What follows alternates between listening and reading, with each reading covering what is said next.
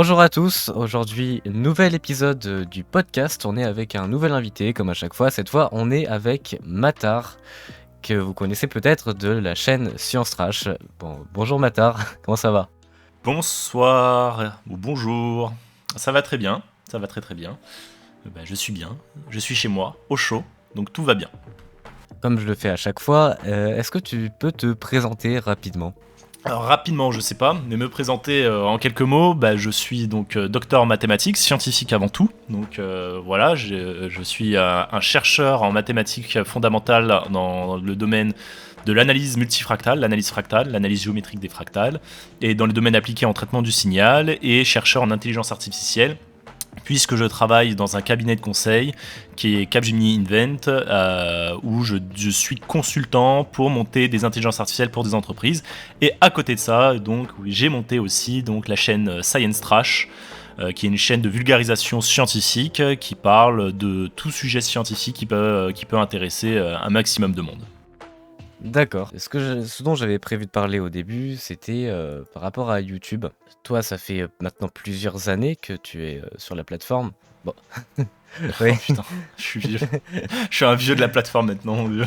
Déjà que je suis pas très jeune, alors là maintenant on me. Pouah, merci, hein. Je suis maintenant même un papy sur Non, YouTube. attends, ça fait combien de temps que t'es dessus? Ah, finesse, ça fait Ouah, ça 4 fait ans. plusieurs années. Non, finesse, 4 ans c'est rien, c'est peu 4 ans. Oui, ça fait 4 ans que Science Trash existe en effet, et Science Trash, j'ai démarré à zéro au départ, hein, donc je savais absolument rien de YouTube.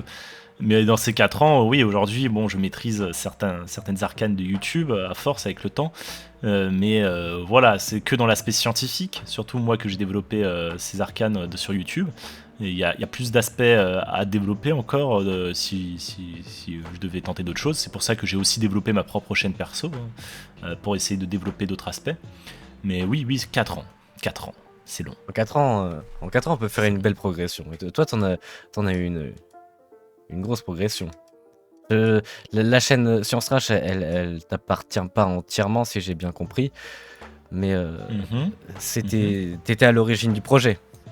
Alors non. Alors, Science Trash, j'en suis totalement à l'origine du projet, mais c'est pas elle m'appartient pas entièrement. Elle m'appartient pas du tout, la chaîne Science Trash. La chaîne Science Trash, je la gère, c'est moi qui ai monté la chaîne. En fait, c'est comme si on montait un gâteau au chocolat pour quelqu'un d'autre. Ah, C'est un peu ça l'idée. C'est un peu triste. C'est mon gâteau au chocolat, mais c'est pas moi qui vais le manger. Voilà, l'idée est là. Non, non, j'ai monté la chaîne, mais bon, en effet, ce n'est pas du tout ma chaîne. Je la gère, je gère les équipes et tout ça, mais je n'en ai aucunement la possession ou les droits. ok. Ouais, c'est le modèle de Trash, ça fonctionne comme ça. Ouais. C'est un peu comme dans une entreprise, quand vous êtes salarié, vous travaillez pour une entreprise, tout ce que vous développez appartient à l'entreprise, rien n'appartiendra à vous. C'est terrible, hein, mais c'est ça la vie. D'accord. Je pense que de faire partie de Trash, ça te permet de. Alors, je sais pas du tout comment ça s'est passé pour toi, mais j'imagine que ça te donne des Mhm. contacts pour Bah, avoir des connaissances plus rapidement et en apprendre plus. hmm, alors, hélas, pour moi, dans mon cas, non, absolument pas. C'est plutôt le contraire même. Il faut savoir que Science Trash, moi je l'ai fait parce que pour le projet humain, et je continue à le faire, et je continuerai toujours à le faire pour mon projet humain, parce que voilà, je ne fais pas les choses pour autre chose que ce projet de transmission du savoir. Je suis un passionné d'enseignement, je suis un passionné de la transmission, je suis un passionné voilà, d'inculquer pas juste des connaissances scientifiques, mais des valeurs scientifiques, des valeurs humanistes et scientifiques. Et ça, je veux le faire à travers cette chaîne YouTube, je veux le faire à travers tout ce que je fais dans ma vie. C'est pour ça que j'ai monté cette chaîne à la base. Et je m'attendais pas, voilà, je m'attends pas en fait, je m'attends pas à autre chose que ça avant tout. Le reste, que la chaîne m'appartienne pas, que la chaîne change de nom, que la chaîne, je m'en fous en fait. J'en ai rien à foutre. Moi, le cœur, c'est ça. Le noyau dur qui doit rester, c'est la transmission. Tout le reste, pour moi, c'est du superficiel, c'est des choses qui se gèrent après. Voilà. Et ce que ça m'a apporté Science Trash à côté, quand on a monté le projet, bah absolument rien, parce que j'étais déjà un scientifique à la base. Donc sur mon métier, ça m'a rien apporté. J'étais déjà un scientifique qui avait un nom. Ça m'a apporté quand même un aspect où les gens ont connu mes actions en termes de vulgarisation scientifique, en effet. Sur ce point-là, ça m'a fait connaître sur l'aspect vulgarisation. Mais ça m'a rien apporté d'autre. Science Trash m'a pas apporté autre chose. Vous avez l'impression qu'en fait, quand une chaîne YouTube génère beaucoup de vues, que les personnes sont forcément connues ou su de tout le monde. Mais en fait, pas du tout. Personne dans mon milieu connaît Science Trash. Hein. Quand je vais voir mon métier, je vais parler à des clients ou à des gens autour de moi. Tu connais Science Trash? Ils vont me dire bah non. La personne connaît comme ça. Et en général, c'est parce que ça cible un public. Science Trash, le public qui cible, c'est surtout des jeunes. Alors que moi, je travaille surtout avec des personnes plus âgées. Donc les milieux scientifiques ou les clients que j'ai, ils ont plutôt la trentaine, quarantaine. Donc c'est pour ça que dans ce milieu-là, ça m'a pas aidé. Science Trash m'a aidé un peu quand même dans la façon dont aujourd'hui je présente, parce que c'est vrai que quand je présente ou je parle, je suis plutôt dynamique, je module davantage ma voix, voilà. En fait, j'ai acquis des techniques oratoires, c'est vrai, qui m'ont un peu aidé là-dessus. Et aussi en termes de vulgarisation, ça m'a un peu développé des petites techniques. Et enfin, là où ça m'a surtout développé, que ça m'a aidé, c'est sur YouTube en lui-même, pas sur mon métier, pas sur les aspects scientifiques, mais sur les techniques de YouTube, j'ai appris énormément de choses. Ça, c'est encore autre chose. Ouais. Donc ouais, en fait, l'objectif, c'était pas du tout d'avoir du profit pour personnel. C'était uniquement pour donner aux autres. C'est plutôt rare, hein. Ah ouais, en fait là c'est un peu triste, j'ai strictement rien à gagner sur Strash en termes de profit personnel. Bah écoute, je savais pas. Il y a rien à gagner. Je gagne en profit personnel, je gagne plus sur mon métier actuel que sur Strash. Sur Strash, il n'y a pas nos visages qui sont montrés, donc il n'y a pas le profit de l'ego. C'est un chibi. Donc personne n'est pas, voilà, on connaît pas ma personne, on connaît pas ma tête, on connaît le chibi. On n'a pas de, il n'y a pas de retour sur mon métier de scientifique. Ça ne m'aide pas sur mon métier de scientifique directement. Ça va pas m'aider sur mes avals, ça va pas m'aider sur mon salaire. Sur les vidéos YouTube, je touche pas un gros revenu sur la chaîne Science Trash. J'ai pas un revenu énorme. Je touchais plus autant en fait en faisant des cours particuliers, des heures sup dans l'enseignement avant, pour dire. Donc non, en argent, ça me fait pas gagner, en ego non plus. Donc non, je ne fais pas ça. Je ne fais ça que pour l'aspect transmission, comme je vous ai dit. C'est le seul point qui m'anime aujourd'hui sur cette chaîne, et c'est le seul point qui fera que je continuerai cette chaîne toute ma vie.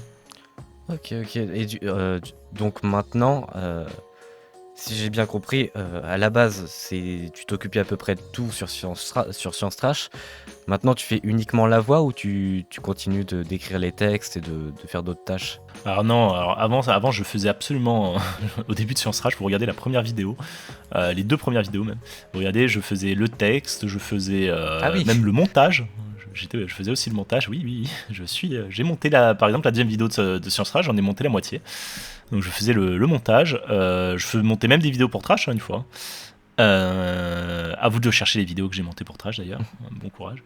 Et donc j'ai monté, je faisais le texte, je faisais la voix, je faisais absolument tout. Hein.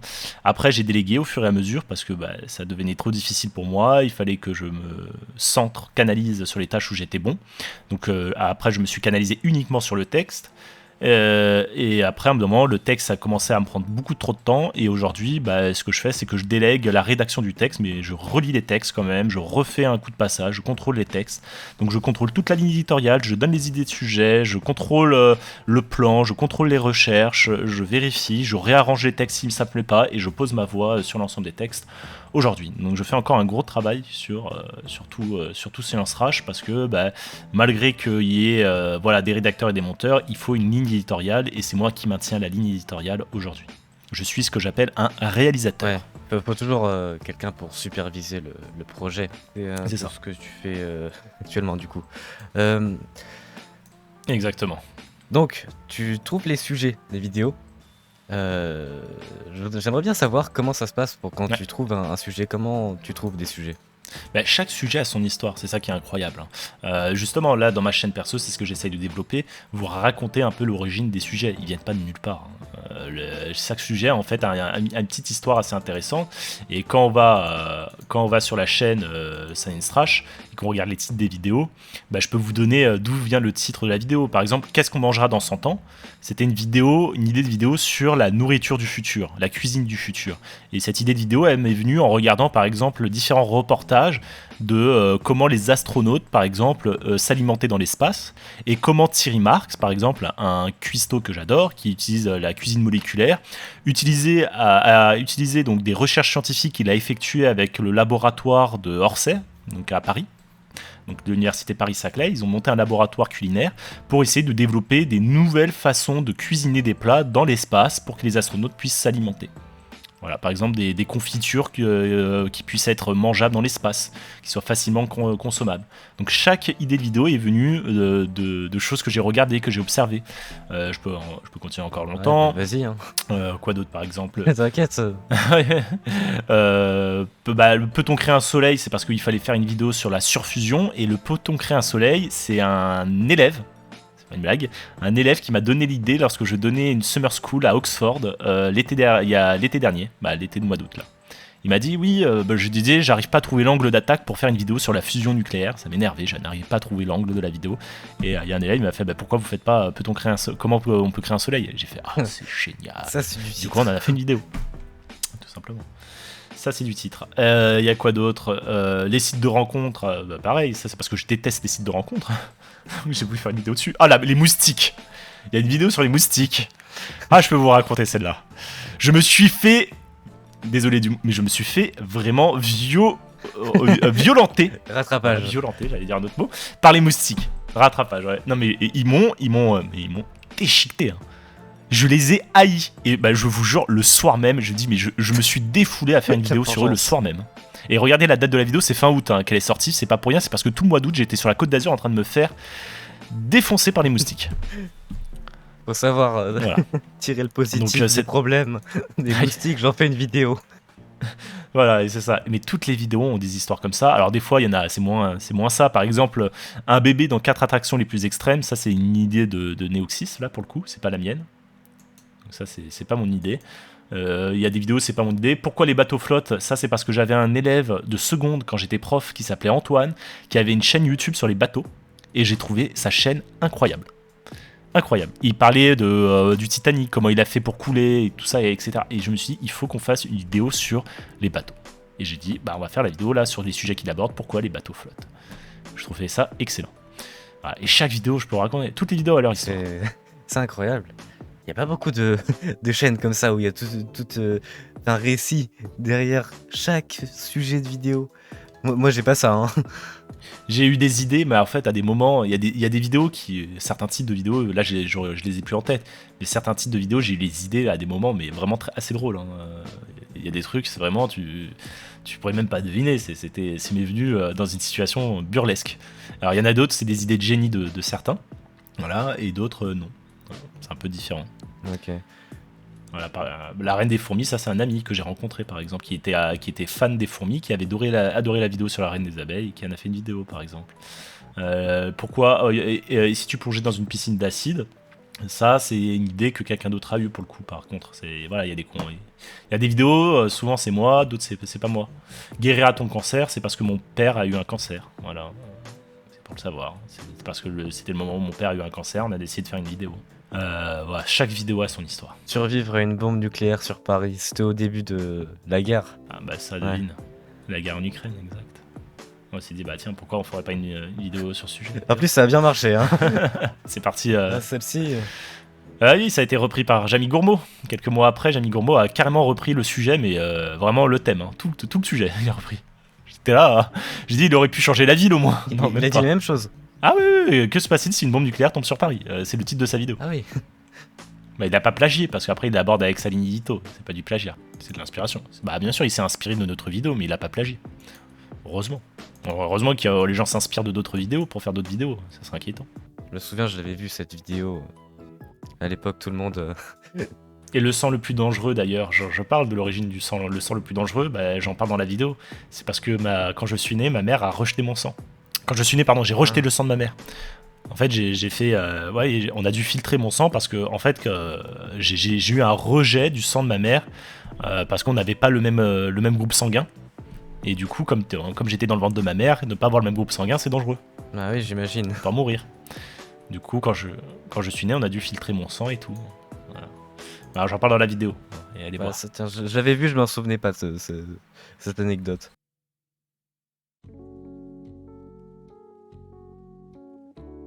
Des idées? Oh oui, là par exemple, j'ai une idée de vidéo. J'en parle comme ça, mais je vous dirai pas le sujet. Mais j'ai toujours été. Après, je vous dis pas l'angle. En fait, j'ai l'idée, mais après, pour trouver l'angle, on galère. Mais on le trouve souvent. Mais là, donc, je vais vous donner l'idée que j'ai eue. C'est tout simplement après le film Oppenheimer. Vous vous en souvenez du Je film? l'ai pas vu, mais ils s'en souviendront. Normalement, tu t'en souviens. Ils s'en souviendront. Le film, il est génial. Mais ce qui m'a toujours intrigué dans ce film, c'est pourquoi avoir décidé de centrer tout sur Oppenheimer et de pas centrer rapidement un peu le personnage de Einstein, qui il était, parce qu'on a tendance à pas beaucoup parler d'Einstein, de le dire que c'est un génie, de dire qu'il a fait plein de trucs. Mais quelle a été sa vie? Est-ce que c'était un chercheur? Qu'est-ce qu'il a fait? Et moi, ce qui m'a toujours impressionné, et les gens le savent pas, c'est qu'Einstein, c'était un ingénieur. Il n'a pas fait de thèse, il n'a pas fait des études de recherche. C'était un simple ingénieur dans les frigos. Dans les putains de frigos. Tu vois ton frigidaire là? Bah, il les construisait. Il était ingénieur dans les frigidaires. Il faisait des frigos, le mec. D'où des frigos, tu te mets à révolutionner toute la physique du monde. Son parcours est juste dingue. À lui tout seul, de manière totalement, sans faire de recherche, d'études de recherche, de manière amateur. De manière amateur, il a fait des recherches en physique et de manière amateur, il a publié pas 3000 papiers comme beaucoup de scientifiques font, publier des dizaines, des vingtaines de papiers, non. Lui, il n'a publié qu'un seul papier. Pas 4, pas 5 comme on fait, la plupart font ça. Non, lui, il n'en a publié qu'un. Mais le seul papier qu'il a publié a mis en PLS la physique du monde entier. Un seul papier. Quand des physiciens ont publié des trentaines, des quarantaines, hein. Lui, un. D'accord? Et dans sa vie, il n'a pas publié énormément de papiers, mais chaque papier qu'il a publié était une claque révolutionnaire pour le monde. Chaque papier qu'il a fait. Le mec n'était pas un chercheur, c'était un ingénieur dans les réfrigérateurs, et c'était un physicien amateur à la base. Et il a révolutionné le monde. Sa vie, en fait, c'est pas... Moi, je me suis toujours demandé, est-ce que c'est vraiment un génie ou pas?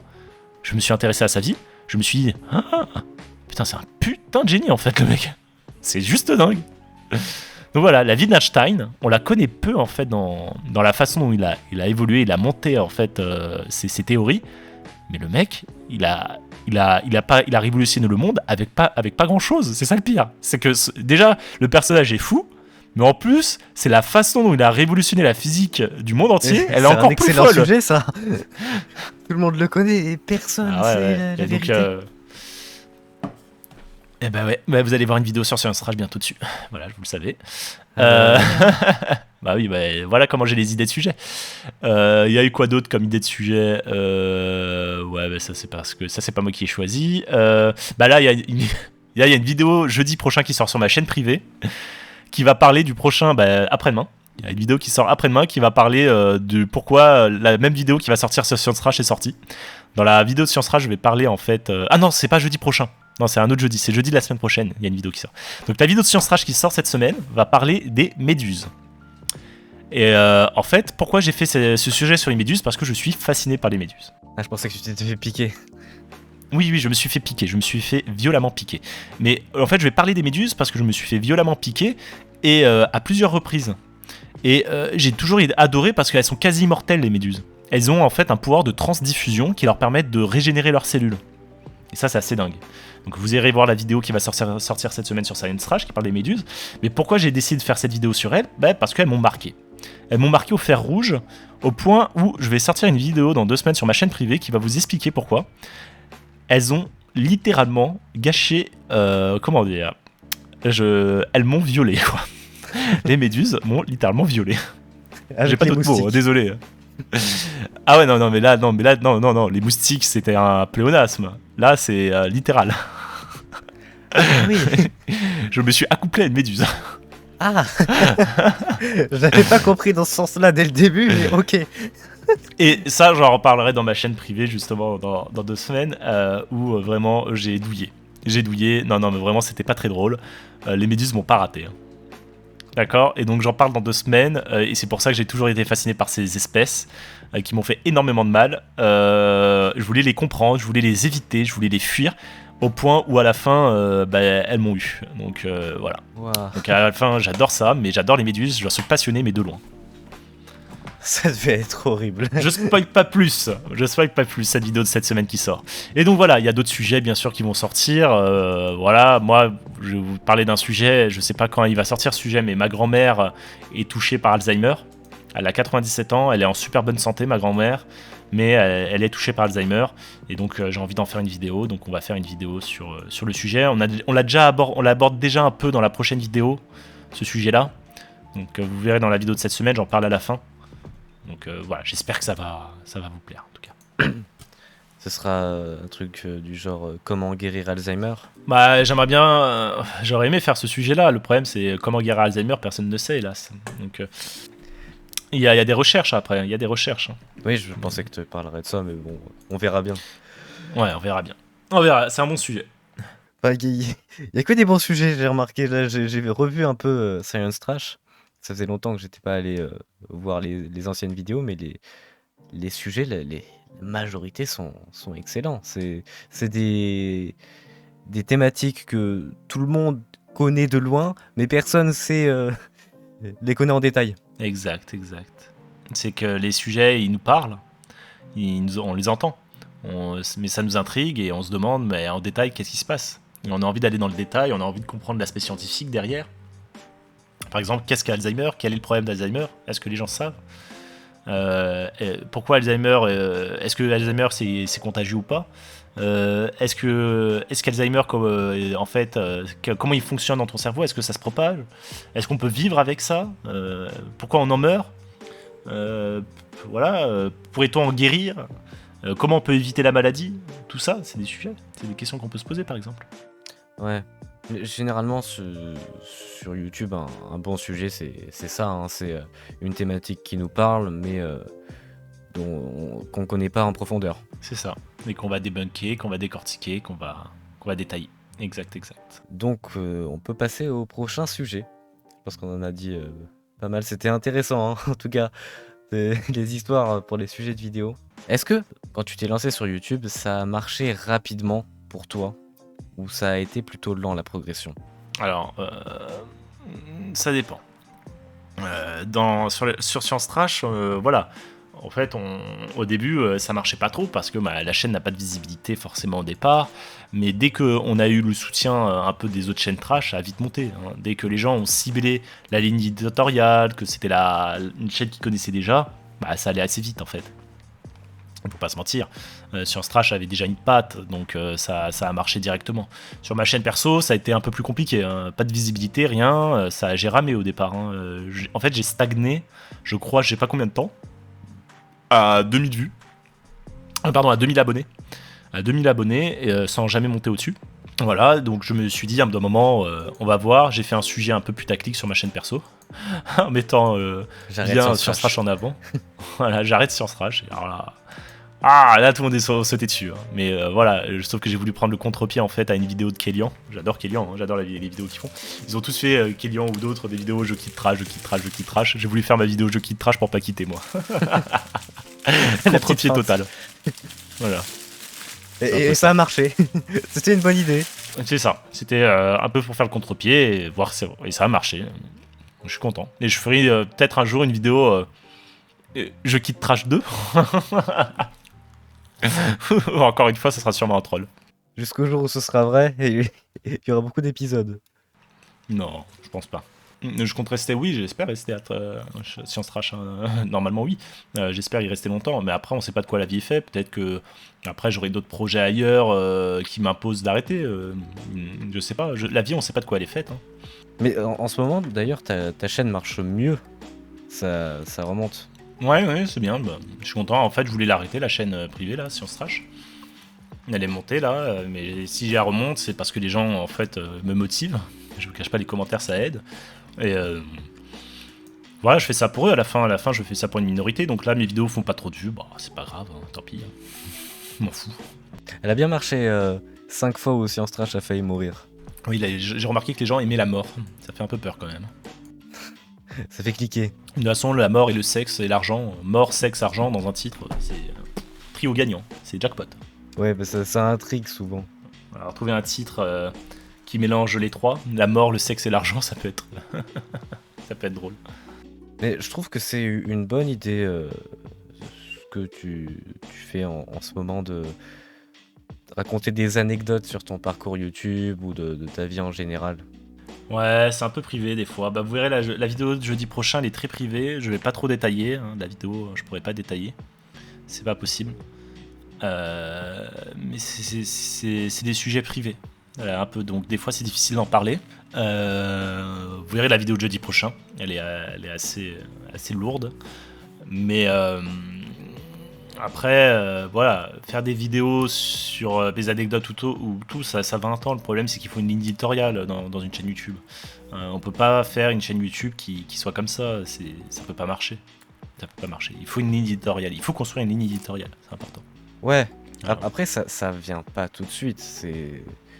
Ça peut prendre du temps. Enfin, toi, t'as déjà arrivé à faire ça sur Science Trash, même si t'avais repris un peu celle de Trash. Mais avoir sa propre ligne éditoriale, sa propre façon de faire ses vidéos, c'est quelque chose qui vient après longtemps. Hein. Ça peut mettre longtemps à se former.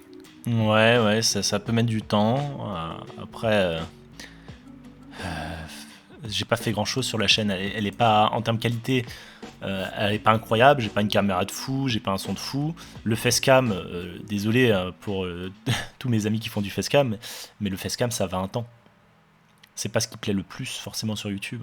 Ce qui plaît le plus sur YouTube, c'est le divertissement. Le divertissement, il se fait pas à travers juste un facecam. Si vous regardez la plupart des gros YouTubeurs qu'on connaissait à la Squeezie qui faisait tout le temps du facecam, aujourd'hui ils font de moins en moins de facecam. Ils sont plus dans la divertissement, dans l'action ou autre. Donc le facecam, ça va un temps. Les gens peuvent vite s'en lasser. Donc il faut se renouveler, il faut trouver une éditoriale qui nous convient et qui parle d'un sujet qui est très bien. Une éditoriale, c'est quelque chose qui s'assume dans un domaine niche et qui se développe dans ce domaine niche. Par exemple, Teromik, avec justement sa chaîne YouTube sur Yu-Gi-Oh! C'est niche, c'est bien, c'est qualitatif et ça marche.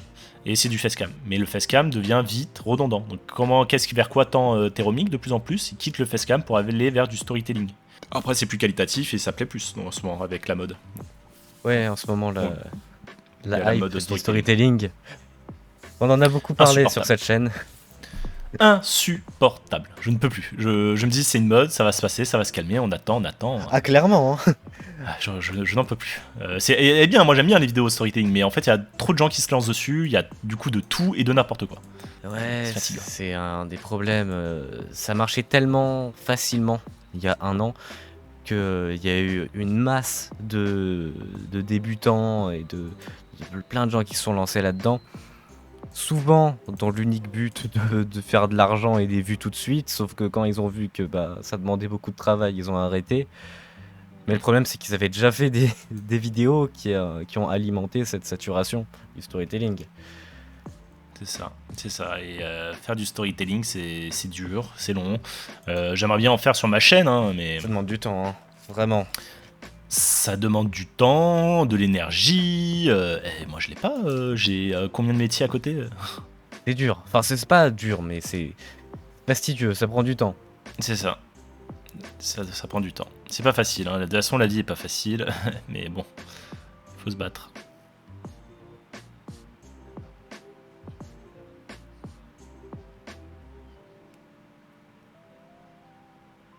Pour se lancer, ouais. Pour se lancer, je pense pas. Il faut trouver, je pense, en fait, il y a une chose qu'on oublie beaucoup. Les gens, ils disent, il faut se lancer, il faut se faire, mais il faut d'abord trouver peut-être la chose où on est le plus à l'aise, tout simplement. Moi, je connais des jeunes qui se sont lancés sur YouTube dans des trucs où ils sont pas à l'aise. Ah, je vais faire une chaîne YouTube Minecraft, ça marche bien, ça va marcher et tout, alors qu'ils aiment pas trop Minecraft. Ils sont lancés à fond. Oh, je vais réussir à développer ma chaîne là-dessus. Ils ont tenu, leur chaîne a monté. Ils ont presque atteint les 100 000. Hein. Ils ont abandonné. Pourquoi J'aimais pas. J'aime pas Minecraft. Voilà. C'est con, hein. Oui, c'est con. Effectivement. Donc, ouais, il faut. Toujours aimer. C'est ça, l'amour, toujours. C'est la passion. C'est ça, Ça la aide passion. beaucoup à travailler. D'être passionné. Il faut être passionné et je pense que en fait quel que soit il faut d'abord aussi enlever la vision qu'on en fait il faut apprendre un truc que moi j'ai appris beaucoup trop tard et qui est pas facile à acquérir hein, je vous le dis hein, c'est avoir du recul savoir prendre du recul sur les choses c'est super difficile. Avoir du recul, ça demande à essayer de voir différentes visions des choses qui vous entourent, des problèmes que vous abordez, de ne pas voir blanc ou noir, mais essayer d'avoir une transdisciplinarité dans la façon dont vous voyez les choses, c'est-à-dire prendre des contre-pieds à la façon dont vous voyez les choses un peu. La transdisciplinarité, c'est prendre le contre-pied dans les différentes disciplines pour les aborder. C'est-à-dire que si tu veux aborder un problème de maths, tu vas passer par la philosophie pour l'aborder à travers d'autres matières, etc. Tu vas passer à travers d'autres matières pour aborder autrement un problème de manière un peu opposée à la façon habituelle. Donc, essayer d'utiliser une façon transdisciplinaire pour aborder les choses, c'est pas facile. Prendre du recul, tourner les problèmes autrement, c'est difficile. Et YouTube, en fait, on a tendance à l'idéaliser à travers les prismes, comme je disais, un peu de ce qu'on voit. À travers les gros youtubeurs, regardez, je peux être millionnaire grâce à YouTube, regardez, j'ai la belle vie. Oui, c'est beau, vous voyez pas en fait l'envers du décor. Vous ne savez pas qu'en réalité derrière peut-être qu'ils gagnent de l'argent autrement, qu'en réalité derrière peut-être qu'ils vous mentent sur ça, ou peut-être que la réalité derrière c'est qu'il y a ci ou ça. Vous ne savez pas tout. Vous ne voyez pas l'envers du décor, vous ne voyez pas forcément ce qu'il y a comme conversion sur l'acquisition qu'il a faite à travers YouTube, ça c'est encore un autre point. Vous ne voyez pas forcément tout le prisme qu'il y a derrière, et du coup on se donne une fausse vision, on se lance, et on dit ouais j'ai envie de faire ça parce que ça a l'air fun. Alors imaginons aujourd'hui il y a les IA qui se développent, j'ai envie de développer des IA, c'est trop fun, je vais monter des technologies de dingue, nanani nanana.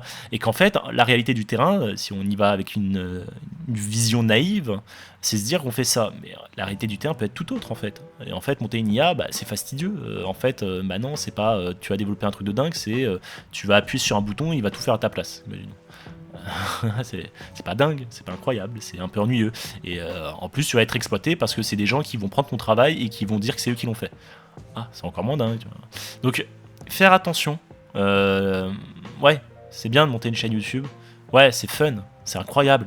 Mais il y a des choses, il y a un parcours, c'est pas facile, et il y en a peu, on parle souvent de chance. Alors je suis pas trop d'accord, il n'y a pas que de la chance sur YouTube, il y a beaucoup de travail, d'efforts, bien sûr, et il y a un petit aspect chance. Bien sûr qu'il y a un aspect chance, parce que oui, l'algorithme, il y a un aspect aléatoire, heureusement, tout le monde ne peut pas gagner. C'est comme si tu disais, tu vas au casino, il n'y a pas de chance au casino. Si, il y a de la chance, et tout le monde ne gagne pas, heureusement.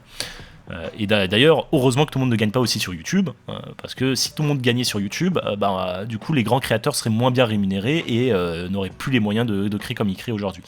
Donc voilà, heureusement que du coup il y a cet aspect aléatoire et de chance et de fait que tout le monde ne puisse pas réussir aussi. Donc voilà, la réalité, elle est là. Maintenant, il faut être intelligent. Comment être intelligent ? S'armer, savoir s'armer. Comment on s'arme ? En se formant. En préparant des plans B, en apprenant, l'apprentissage, en apprenant, apprendre à apprendre aussi, important. Donc il y a tout ça qui forme et qui permet d'être un bon développeur. Ce qui fait que quelqu'un va bien développer une chaîne YouTube, c'est tout cet aspect-là.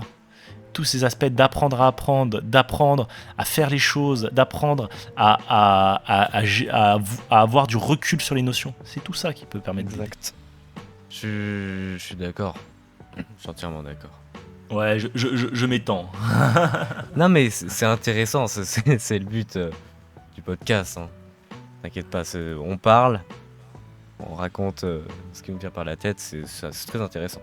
Donc, prochain sujet, est-ce que toi, à l'heure actuelle, tu aimerais pouvoir vivre de YouTube et ne plus faire ton métier actuel ? C'est une bonne question. C'est une très bonne question. Pas facile à répondre. Non, alors, première question, première réponse. Vivre de YouTube, ça veut dire quoi? Ça veut dire, voilà, travailler uniquement sur YouTube pour gagner de l'argent? C'est ça? Bah, ça dépend comment. Parce que moi, vivre uniquement de YouTube en faisant de la rédaction, du montage, ou voilà, gérer tout ça, bah franchement, ça donne pas trop envie. Euh, et je pense pas qu'aujourd'hui les gros YouTubeurs font ça non plus. Aujourd'hui, c'est plutôt de l'entrepreneuriat que les gens font.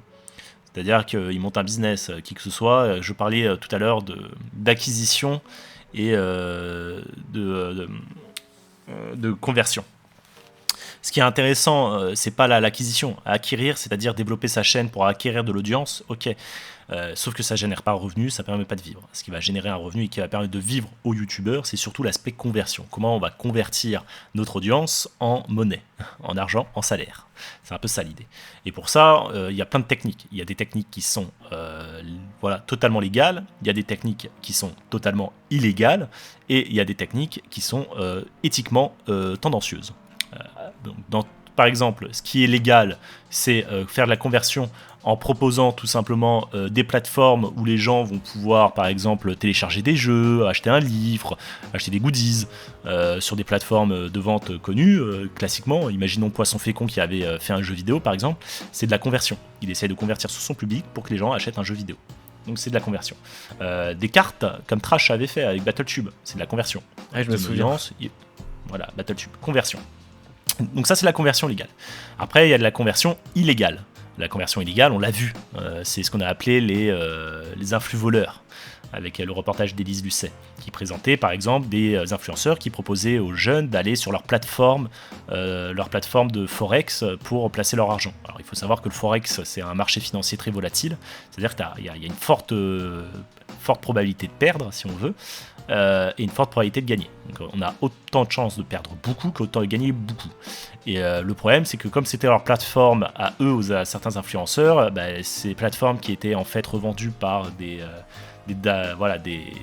traders, là-dessus, en fait, ces traders spéculaient sur le marché pour au contraire que les gens qui allaient sur ce marché avaient 30% de chance juste d'avoir un bon gain et 70% de perdre pour que eux, en fait, récupèrent les gains qu'ils perdent derrière, avec une marge. Donc c'était du vol. Donc ça c'est illégal, hein. Et il y a plein de choses illégales comme ça qui existent et des lois ont été placées dessus. Et après il y a des choses qui sont éthiquement contestables, par exemple, je sais pas, essayer d'utiliser, faire des fausses promesses souvent. Oui, achetez mon truc et je vous promets que vous aurez tant. J'en ai pas trop croisé, je pense, des trucs comme ça, ou faire vendre des choses à des mineurs en utilisant leur faiblesse un peu psychologique. Je sais pas. C'est comme si moi je vendais des des cours de maths, à des jeunes en leur disant qu'ils vont devenir des champions en maths. Je pense pas pouvoir faire ça. Je pense pas pouvoir vendre des cours de maths à des jeunes directement, mais à leurs parents par contre, parce que c'est illégal quand on est mineur. Ça m'a fait un peu bugger, mais ouais, je comprends quand il y a des gens au collège ou à l'école qui prennent des cours particuliers, c'est les parents qui payent. Bah bien sûr, parce que il faut savoir, il faut faire attention à une chose, c'est ce qu'on appelle quand on était prof. Hein, quand j'étais prof, j'ai connu ça et j'ai fait cette erreur. Il faut faire attention qu'on a une responsabilité lorsqu'on est adulte et quand on vend des choses ou même pas qu'on vend, hein, pas forcément la vente. Hein, face à des jeunes, on a une responsabilité. Et cette responsabilité, c'est de pas, par exemple, les influencer à faire des choses qu'ils ne feraient pas ou que les parents n'accepteraient pas surtout. Parce que les parents peuvent se retourner contre vous.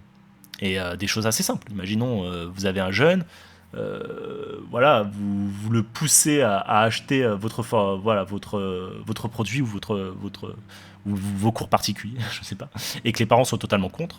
Vous imaginez ? Vous utilisez l'argent des parents à travers un jeune, ça s'appelle du vol. Hein. Oui.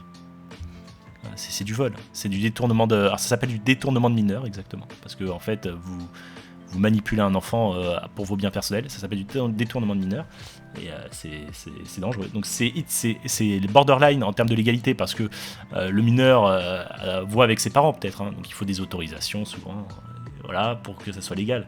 Mais voilà, il y a des choses comme ça qui existent. J'en ai jamais vu trop. En tout cas sur YouTube, je sais pas si ça existe, hein, mais voilà, c'est des choses. Il y a 3 façons de faire de la conversion. Et moi, faire de la conversion légale, c'est pas facile. Donc vivre de YouTube, hein, pour revenir au sujet. Vivre de YouTube, pour moi, c'est pas évident. C'est pas évident du tout de vivre de YouTube. Parce que j'ai un métier, j'aime la science et j'aimerais bien, mais ça sera pas évident du tout parce que je n'ai pas cet aspect de conversion. J'avais pensé à faire de la conversion, mais à chaque fois je tombais sur des trucs éthiquement pas corrects, comme je disais, de la 3e catégorie. Donc j'ai vite abandonné. Mais c'est pas facile. C'est pas. Il faut se creuser. Il faut se creuser. Réfléchir, ouais. Voilà. Et j'encourage les gens à réfléchir et à trouver peut-être un truc qui me permettrait de vivre de YouTube, hein. Je sais pas. Peut-être que dans le futur, si ma chaîne grossit aussi, peut-être que je pourrais. Et après, si j'ai le temps, si j'ai assez d'autonomie pour vivre de YouTube, ce que j'aimerais bien, c'est continuer la science. Monter un laboratoire de recherche. Monter des projets de recherche scientifiques. C'est ça que je veux faire, moi. Ouais, donc quoi qu'il arrive, si tu continues de faire du YouTube, ça sera toujours en rapport avec la science. Toujours, parce que c'est mon métier. Mais après, je pourrais pas faire de ma chaîne YouTube une chaîne scientifique, parce que il y a déjà Science Trash pour ça. Puis c'est la même personne sur les deux. Oui, donc Science Trash, c'est pour les vidéos scientifiques, hein, de toute façon.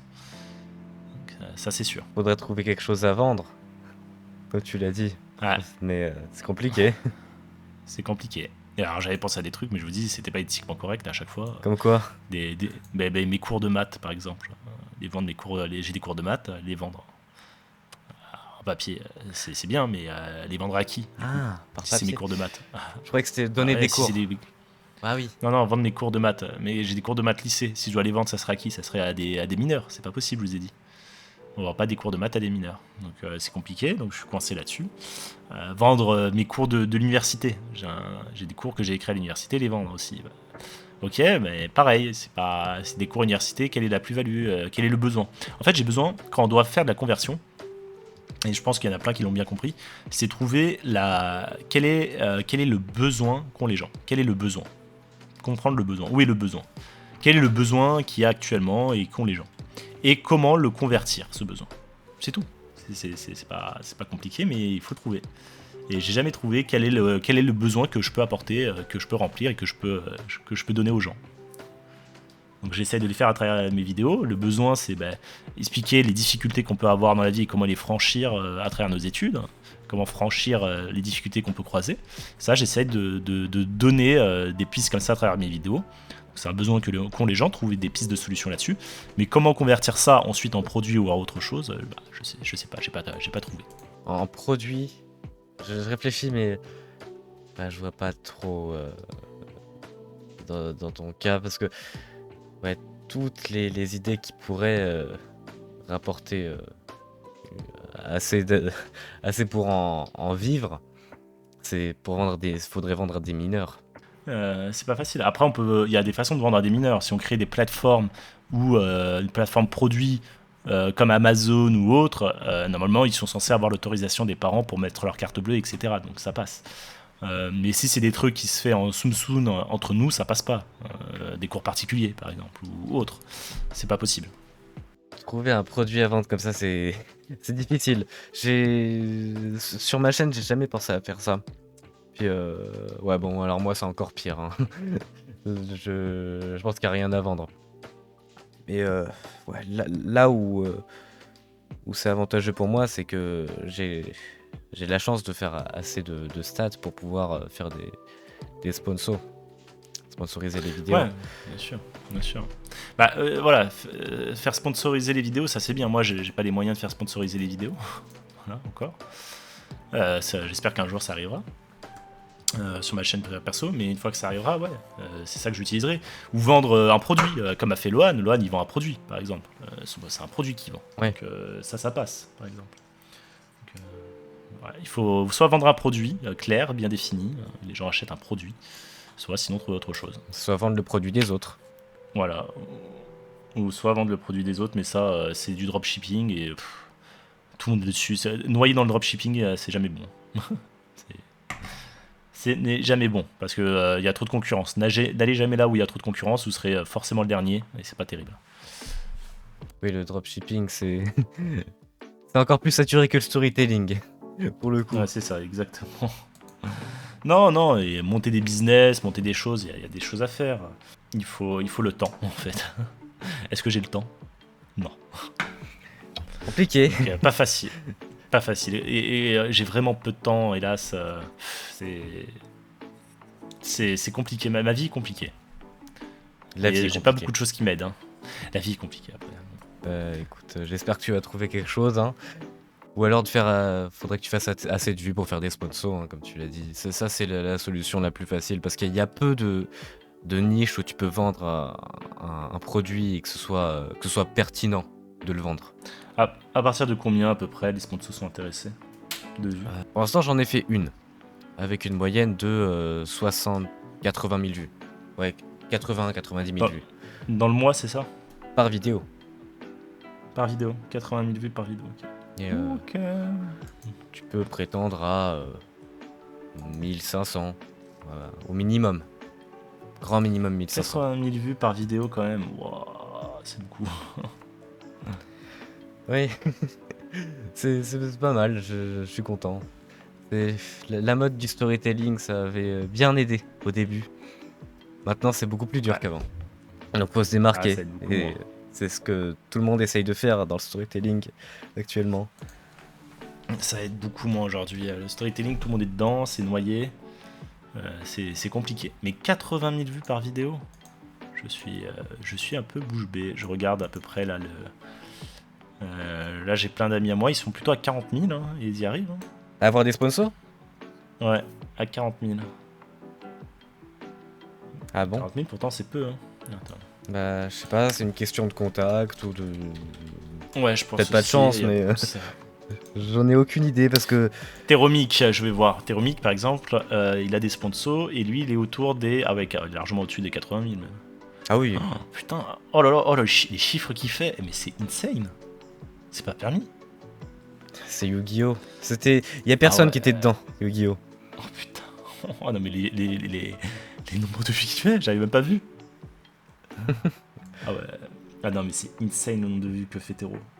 Oh là là, oh là là là là là là là. Ouais, ça c'est pas permis, hein, par contre. Hein. Là, il triche. Hein. Pourquoi? Ah, mais là, c'est trop. Hein. Il s'est mis dans une niche, il a tout raflé. C'est un voleur. C'est un influx voleur, voilà. Un influx. Un influx voleur. Un influx voleur de vues.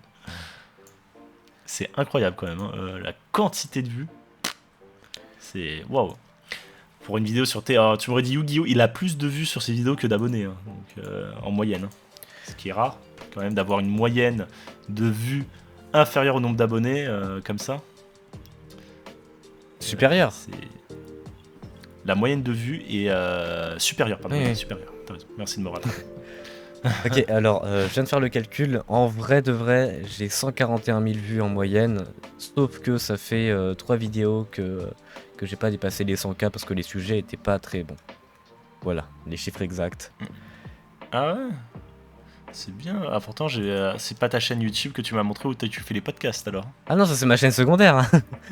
Ah oui, d'accord. Monsieur a plusieurs chaînes. Attends, je te l'envoie. Regarde. C'est pas le Ah mytho. bah je l'ai, c'est bon. Je l'ai. Ah ouais, pas beaucoup d'abonnés. Enfin, pas beaucoup. Pas énormément d'abonnés par rapport aux chiffres que tu m'annonces en plus. Ouais. Ah ouais, d'accord. Ah oui, donc c'est vraiment le storytelling qui. Ah ouais, bon après t'as des Melminia. Ouais, bah. Donc on voit qu'on maîtrise un peu le Dali là, le mid-journée plutôt. C'est pas moi qui l'ai fait. Ah non, quoique. Je paye quelqu'un pour Non. les faire. C'est un mec qui fait je crois, des études de graphisme. Et ouais, il est bon. Hein, puis il maîtrise bien l'IA Photoshop. Ah ouais, il maîtrise bien parce qu'il les combine. Ah, c'est pas mal. Oh là là, une jolie série temporelle sur la première. Ah ouais, d'accord, pas mal, pas mal. Et en plus, elles sont pas super longues.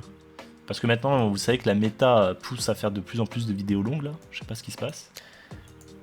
C'est en fait, je crois, d'après ce que j'ai compris, c'est plus facile d'avoir un bon watch time sur une vidéo longue que sur une vidéo courte. Parce que généralement, le plus gros drop, c'est au début. Au début, c'est pas rare de perdre 30-40% des gens dès les 30 premières secondes. Sauf que si tu. Et après, il y a quasi personne qui part. Donc, si sur une vidéo de 5 minutes, tu perds 40% dès le début et que tout le monde reste après, ça te fait 60% de watch time sur 5 minutes. 60% de watch time sur Ouais. 5 minutes, c'est pas ouf. Par contre, sur une vidéo d'1 heure, si t'as 60% sur une vidéo d'1 heure, c'est gigantesque. En effet. Et sur du storytelling, c'est pas si difficile à faire, j'ai envie de dire. Il faut être bon après. D'accord. Ah ouais, en plus je vois que c'est un fan de Sea of Thief. Ouais, c'est bien. Ouais, c'est. J'aime bien. Ouais, j'aime bien aussi. Ah ouais, Ah bah Tu as joué je joue avec un groupe de potes. Je suis à fond sur le jeu. Tu joues encore? Ah oui, oui, oui, bah j'y joué la semaine dernière. Eh ben, je pensais pas, tiens. T'as vu la nouvelle mise à jour qui arrive bientôt? Ils vont changer plein de trucs. Ouais, je l'attends. Là j'ai arrêté, j'attends la mise à jour. D'ailleurs, je crois que c'est aujourd'hui. Ouais, c'est pas ce week-end plutôt. Ah, peut-être, je sais pas, j'ai pas regardé la date, mais c'est pour l'arrivée de la PS5. Tu veux dire la PS5 Pro, c'est ça?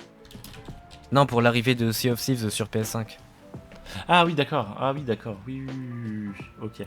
Le 30 avril, je crois. C'est ça, mise à jour. Bah elle est là, aujourd'hui, t'avais raison. Eh ben, ah, elle s'est pas installée, ou alors elle s'est installée automatiquement. Ah bah je vais pouvoir tester, bah, je vais en faire une vidéo, tiens, sur ma chaîne secondaire. Et ce qu'il faut maximiser en ce moment, c'est les shorts, hein, d'ailleurs. Sur ça, je vois que t'en as fait pas mal et t'as eu raison. C'est ce qu'il faut maximiser. C'était il y a bien longtemps. C'était à mes débuts, bien avant le storytelling que j'en ai fait. Ouais. Mais je vais reprendre. Mais en fait, ce qui marche beaucoup, c'est les shorts et la régularité. Si on fait, moi, je vais essayer de me lancer là dans un short tous les 2 jours. Je pense que ça va être pas mal. Un short tous les 2 jours, normalement, ça devrait bien marcher, je pense. Donc là, j'écris en fait une liste d'idées de shorts, ce que je vais faire. Je vais essayer d'en écrire 20-30 à peu près d'idées. Et je vais tourner ça, je vais tout tourner, les 20-30 shorts, dans une journée, ou dans 2 jours, le temps que ça me met. Et comme ça, je les fais monter tous d'un coup à des monteurs. Et après, hop, j'ai une trentaine de shorts à disposition que j'étale 1 sur 2 jours. Et pendant 2-3 mois, j'ai des shorts en continu. Bah... Il est génie, non? Ouais, bonne idée. Après, tourner 30 shorts. Enfin, non, c'est pas 30 shorts, mais c'est combien Tourner 20-30 shorts. 20-30 shorts en une journée. Oula. Bonne chance. Ouais. Bah, au pire, 10 shorts par jour. 10 shorts en une journée, ça se va, c'est large, c'est facile. Ouais, après, ça dépend à quel point tu sais parler en caméra. Moi, je sais pas parler. Je dois répéter 10 phrases à chaque fois. Enfin, 10 fois la même phrase. C'est horrible. Pour une vidéo de 10 minutes, je passe 5 heures. Ouais, mais pareil, les gens me voient pas sur Science Trash, mais quand je fais Science Trash, quand je rec ma voix, je répète à peu près, la vidéo elle dure 15 minutes, mais derrière il y a 1 heure de rush. Il y a 1 heure où je répète mes phrases. Donc bien sûr, moi je suis pareil. Mais sur du facecam, voilà, on y va décontracté, je pense. On fait des shorts décontractés, parce que si on met trop de temps à faire des shorts pour le retour qu'il y a derrière, c'est un peu dommage, quoi. Ouais. C'est ce dont j'ai peur, parce que la méta des shorts, je la trouve beaucoup plus insaisissable que les vidéos longues. Ah ouais, bien sûr qu'elle est insaisissable. Elle est terrible. Elle est terrible. Lohan m'avait dit le contraire, parce que j'ai fait un podcast avec Lohan, justement. Yep, le LV. Oui, le Hunter. Le Vosgien. Et il m'avait dit que les shorts, c'était justement plus facile à comprendre que les vidéos longues, mais bon, ça dépend de ton habitude. Moi, j'ai fait que des vidéos longues. Ouais, je comprends pas trop les shorts, bah, ça marche, pourquoi? La régularité, il faut... Non, je pense que... Bien sûr que les shorts, ça aide à monter, mais à comprendre, comme tu dis, comprendre, c'est un peu plus compliqué, je pense, quand même. Ouais, c'est sûr. Parce que pour les vidéos longues, une fois que tu as compris et que tu maîtrises la méthode pour faire des vidéos qui marchent, tu floppes plus trop après. Mais pour les shorts, c'est beaucoup plus compliqué. Mais je vais essayer. D'ailleurs, pour ceux qui regardent le podcast, l'invité du prochain podcast, c'est quelqu'un qui s'y connaît très bien en short. Ça va être intéressant aussi. Bien, tu vas inviter toute l'équipe de Trash bientôt. Franchement, j'aimerais bien. J'aimerais bien. C'est Téromique. Après Kélian. Après Sario. Après, tu vas faire le tour. Ouais. Écoute, moi je dis pas non. Faudra voir. Le but, c'est d'inviter plein de personnes du milieu YouTube pour discuter, voir la vision de chacun. C'est le but du podcast. Ouais, mais après, il y en a, ils vivent de ça, ils y arrivent en tout cas. D'autres n'y arrivent pas et ils sont obligés de travailler à côté. Hein. Donc, tu vas parler des gens qui sont un peu plus dedans que moi. C'est ça la différence. Mais t'inquiète, t'es pas le seul. Hein. T'es pas le seul. Ouais. Pas en vivre pleinement, c'est pas très grave. J'avais vu ta vidéo à l'époque sur le bac plus 8 sur Sciences Rash. Je l'ai écrite après ma thèse, ouais. À la fin. Et je l'ai fait relire par mes directeurs de thèse en plus avant de la publier. Ah oui. Ouais, c'est mes directeurs de thèse du coup qui ont relu la vidéo et qui ont voulu vérifier quoi, que je disais pas de conneries quand même. Ils ont aimé la vidéo? Oui, ils ont beaucoup aimé la vidéo et même j'ai eu beaucoup de bons retours dans le milieu mathématique parce que en fait il y a plein de non-dits un peu autour de la thèse en maths surtout où on n'ose pas dire que ça commence à être un milieu de plus en plus précaire, difficile, bouché. La situation en mathématiques il commence à être insoutenable. Trouver des postes aujourd'hui dans l'enseignement et la recherche, ça commence à être compliqué dans le public. Quand les gens passent des thèses, ils ont peur de se dire d'aller travailler dans le privé ou d'aller travailler dans des entreprises, mais sauf que ça va être de plus en plus le cas. Donc ils vont devoir s'y préparer. Et on se retrouve avec beaucoup de thésards qui souhaitent faire des thèses parce qu'ils savent pas trop quoi faire de leur vie exactement, précisément, et qui veulent faire de la recherche parce qu'ils aiment la recherche, sans se dire qu'à la fin ils vont peut-être travailler dans une entreprise à faire autre chose. Donc la claque que certaines se prennent à la fin de leur thèse est assez violente. Donc la thèse, c'est pas une joie. La thèse, c'est dur. La thèse en maths, en plus, ça peut être catastrophique. Dans le sens où démoralisant, pression, précarité, galère, dépression, burn-out, échec constant, et ça fait peur, tout ça. Mais ça fait partie de la thèse, et des gens ne sont pas conscients forcément que ça peut arriver, qu'il faut se battre, qu'il faut travailler, et qu'en fait on ne tire du positif dans tout ça que à travers de l'adversité, du temps, de la patience, de l'effort, et surtout de la conversion, je veux dire, de cette souffrance en quelque chose d'utile à la fin. T'as envie de faire une thèse Pas maintenant ? spécialement. Voilà, on m'a toujours dit je dégoûtais les gens à faire des thèses avec cette vidéo, mais c'est pas le but. Le but c'est de donner la réalité des choses et au contraire de donner envie aux gens qui aiment cette adversité de foncer dedans. Puis c'est bien de savoir ce que c'est avant d'y aller, quoi. Ah, c'est clair. T'as été prof d'université et au lycée, si j'ai bien compris. Yes. Et t'as arrêté ? Alors, j'ai arrêté, j'ai mis en pause, on va dire, plutôt l'enseignement dans différents aspects, parce qu'aujourd'hui je suis dans le privé, donc je suis vraiment chercheur dans les IA en tant que consultant dans des entreprises. Donc avant j'enseignais à l'université de Mons, par exemple, j'étais enseignant-chercheur là-bas, et donc j'enseignais, je faisais de la recherche. Et là je postule actuellement sur des postes d'enseignant-chercheur à Lyon, par exemple, et à Paris.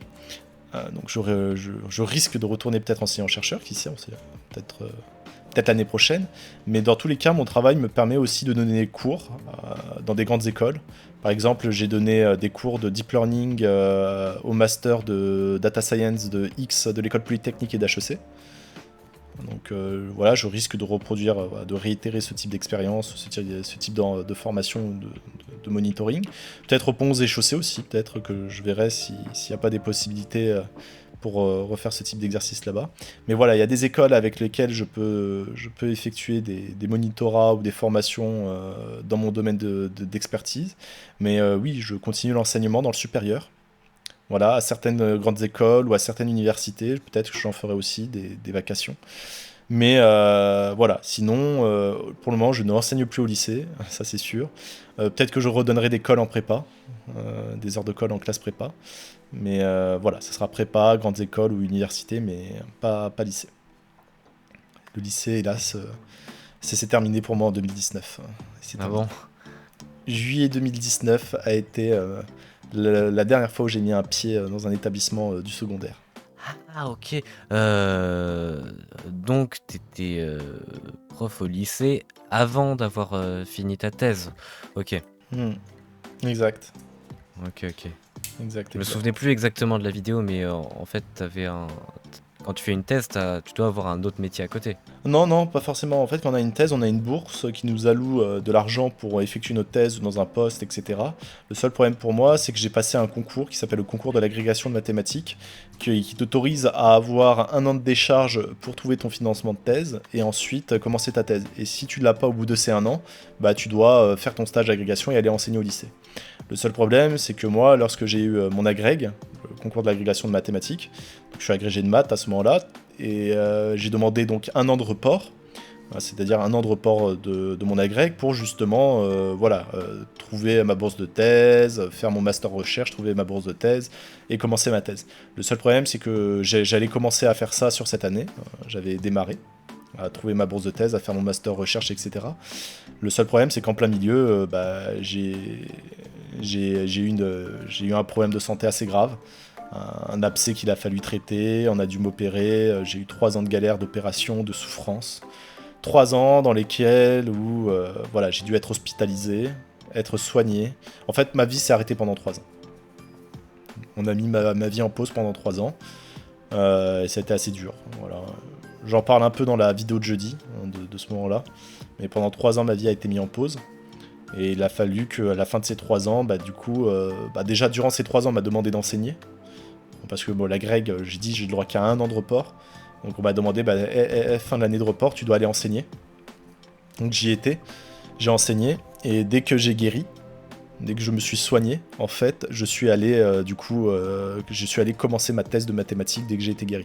Donc de 2013 à 2016, ma vie s'est arrêtée. Voilà, il faut savoir que de l'année 2013 à 2016, il y a un trou noir dans ma vie. Il y a un trou noir. Et 2016, j'ai pu recommencer à vivre. Là, j'ai repris ma thèse et j'ai commencé une thèse en mathématiques à ce moment-là. Et donc ça a été très long le parcours avant d'avoir le doctorat. La vie est longue. Et le chemin n'est pas une ligne droite tranquille, n'est pas un long fleuve tranquille. Non, c'est pas un long fleuve tranquille, c'est une mer agitée avec plein de bifurcations. C'est plein de mers agitées avec plein de chemins différents. Eh ben, D'accord. Donc, non, c'est ça la vie. Il faut pas croire. Les gens qui souhaitent faire des études dans un domaine, à la fin ils vont faire autre chose. Vous allez bifurquer. À la base, vous allez vouloir faire un métier. À la fin, vous allez retrouver dans un autre métier parce que ça va vous plaire plus. Vous allez voir, vous allez changer. Vous allez apprendre à vous connaître dans la vie. Et c'est en apprenant à vous connaître que vous allez découvrir ce que vous aimez réellement et ce que vous voudrez faire de votre vie. c'est beau. C'est ça la vie. Il y a des gens qui commencent à faire des études de maths et qui finissent en médecine, dites-vous. C'est pas une blague. Je connais une amie, elle a commencé une thèse en mathématiques, elle a arrêté pour commencer des études en chirurgie, en médecine. Et elle est chirurgienne aujourd'hui. Ah ouais. Un truc qui n'a rien à voir. Ah oui, mais des choses n'ont rien à voir. Pareil, un ami Mario, il s'appelle, thèse en mathématiques, il a fini lui sa thèse, et là il est chercheur. Il est chercheur data scientist pour des cabinets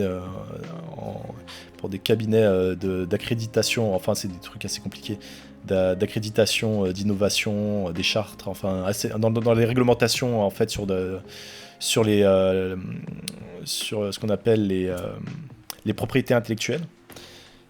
Et il donne un truc très spécifique, très technique, c'est un scientifique, et aujourd'hui il réfléchit à recommencer ses études à zéro en médecine. Waouh. J'ai un ami pareil, MP, prépa, maths physique, maths sup, maths spé. Il a fait sup optique. Il a travaillé ensuite dans une entreprise pendant 1 an à la fin de ses études à sup optique. Après être devenu ingénieur, spécialisé dans son domaine là. Et à la fin de ses études, il a passé le concours Louis Lumière et aujourd'hui il est réalisateur. Je trouve qu'il n'y a rien à voir. Ah, je peux vous raconter plein des histoires comme ça. Je vous ai dit, la vie n'est pas un long fleuve tranquille. Retenez juste ça. Waouh, le changement de chemin. Brutal. Il y en a plein. Il y en a du jour au lendemain, ils changent radicalement de vie. Il y en a qui sont des fois PDG de grandes entreprises et demain ils décident de faire totalement autre chose, de devenir prof. Je connais quelqu'un qui était ingénieur dans l'aéronautique et qui le lendemain était prof de maths dans un lycée. La vie elle change, vous faites ce qui vous plaît. Il y en a d'autres, ils montent des restaurants, ils vont monter des commerces. Vous allez voir, le temps fait les choses. Ouais. Effectivement. Bah écoute, on s'approche de la fin. Ça a été intéressant. Très bien. J'ai une dernière question, un dernier sujet. Vu que t'as répondu à tout le reste. The Ta last vaste question. que je pose Vas-y. à tout le monde. Mais tu as déjà partiellement répondu. Pour toi, aujourd'hui, comment on fait pour réussir sur YouTube? Quelle est la méthode à appliquer, le bon mindset à avoir? Oh, facile, on vend son cul. Non, je rigole. Non, La bonne façon de réussir sur YouTube, c'est d'avoir un projet, d'y croire, de monter, en fait déjà, enfin, de croire en soi déjà. Parce que si on n'est pas capable de croire en soi, on n'y arrivera pas. Moi-même, c'était ma grosse difficulté, hein, je dis ça, c'est pas facile pour moi. Mais croire en soi, c'est la base. Il faut croire voilà, en soi, qu'on est capable de le faire. Et je me souviens que Lohan, il le disait, il a totalement raison. Il faut se lancer. Se lancer, foncer directement. Ne pas avoir peur de se lancer, de pas trop passer de temps à réfléchir avant de se lancer, mais se lancer, quoi. Voilà, ça c'est la bonne façon de réussir, c'est de pas avoir peur de se lancer, de foncer, et de croire en soi, et voilà, d'évoluer, de faire progresser son projet avec le temps. Et après, YouTube est injuste, donc accepter cette injustice, voilà, il faut l'accepter. Euh, YouTube n'est pas là pour être juste. Et des fois, bah, prendre son temps, des fois de reculer pour mieux sauter aussi. Il y a aussi ça, hein. Des fois, il faut pas hésiter à reculer pour mieux sauter. Des fois, les choses ne marchent pas du premier coup, hein. Voilà. Il y a plein de choses qui marchent pas du premier coup. Et se surpasser, faire du qualitatif. Une chaîne YouTube qui marche est une chaîne de qualité. Il est inadmissible d'avoir des gens qui se plaignent de pas faire de vues alors qu'ils font pas le minimum syndical pour que ça marche. Moi, je suis désolé, j'avais un ami, il me disait, je comprends pas, mes vidéos font 5-10 vues. Je dis, mais t'as vu ton micro? Qui voudrait écouter une vidéo pareille? Toujours avoir un bon micro. C'est la base, c'est la base, c'est la règle numéro 1. La règle 1 de tout youtubeur. Avoir un bon micro, c'est pas compliqué, avoir un bon son. Voilà, c'est la base. Règle numéro 2, bien se vendre, titre Minia. C'est la seconde base. Bon titre, bonne Minia, c'est la première chose qui donne aux gens envie de cliquer. C'est la première chose qui attire la gens dans ta vidéo. Voilà, on va pas. Donc il faut avoir un bon titre, une bonne Minia. Après, il y a les autres points, avoir un bon sujet, voilà, savoir bien poser sa voix, son sujet, bien avoir rythmé son récit, bien captiver durant les premières secondes. Après, voilà, il y a plein de petites règles, mais ça s'apprend avec le temps. Mais au moins les bases, quoi, s'il vous plaît. Je suis d'accord. Bah écoute, merci d'être venu dans le podcast. Si vous avez aimé, trouvé ça intéressant, vous pouvez vous abonner à cette chaîne secondaire. Et puis voilà. Merci d'être venu. Salut. Salut.